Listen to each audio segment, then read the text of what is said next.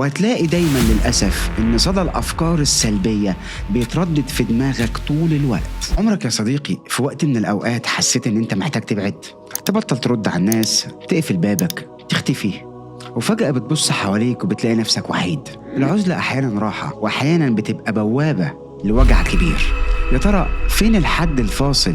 وإزاي نعرف بقى العزلة النقية من العزلة السامة؟ العزلة في حد ذاتها يا صديقي مش هي المشكلة. المشكلة في ليه بعزل أصلا نفسي وإزاي أعيش العزلة دي. علم النفس هنا يا صديقي بيقسم العزلة لنوعين: العزلة الإيجابية أو العزلة التأملية، ودي بتكون فيها واعي وبتعيد فيها ترتيب أفكارك، وطبعا بتتعافى وصدقني هتخرج منها أقوى.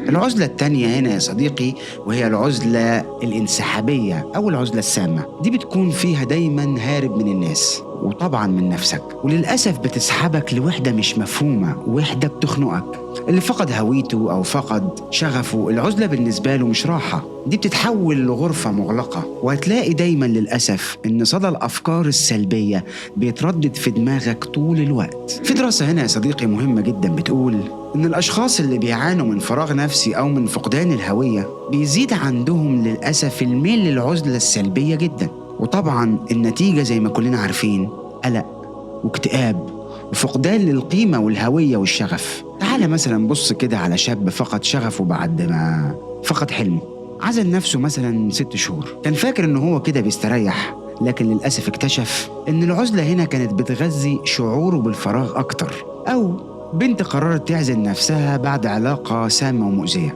في الأول كانت بتقرأ وتكتب وبتتعافى بسهولة، بعد شهرين من العزلة بدأت تعيط وبدأت تبعد عن العالم نهائيا. حتى في ديننا الخلوة المحمودة بتبقى مطلوبة أحيانا.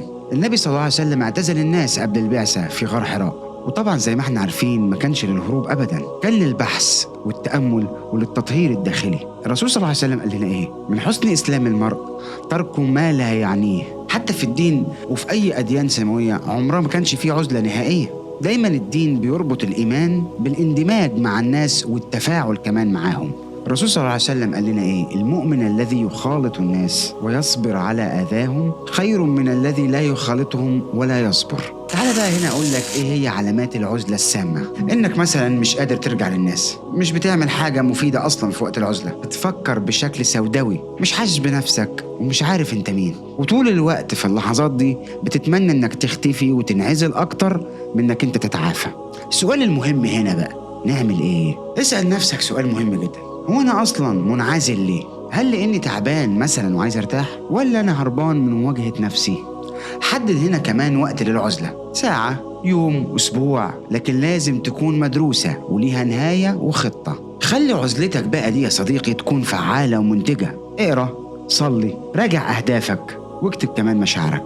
4 ارجع تدريجيا للعالم اللي حواليك، تواصل مع صديق حقيقي تفضفض له، مارس نشاط بتحبه حتى لو كان نشاط بسيط. 5 اكسر الحركات المفرغة وما تستناش تحس انك انت احسن، ابدأ ارجع بسرعة عشان تحس انك انت احسن. اللي فقد هويته طبيعي جدا ان هو يهرب، بس الهروب عمره ما كان هو الحل. العزلة الصح هتوصلك بسرعة عن نفسك، والعزلة الغلط هتبعدك عن نفسك. لو حسيت في وقت من الأوقات انك انت ضايع، ده مش معناه انك انت تنسحب، ده معناه انك تعيد رسم خريطتك وخطتك من جديد. صديقي عايز اقولك ان العزلة زي النار بالظبط، لو عرفتها هتدفيك، ولو استسلمت لها اكيد هتحرقك. خد وقتك مع نفسك، بس ما تنساش ترجع، لانك عارف ومتأكد من جواك انك مهم. والاهم هنا يا صديقي اوعى تنسى انه لسه بدري.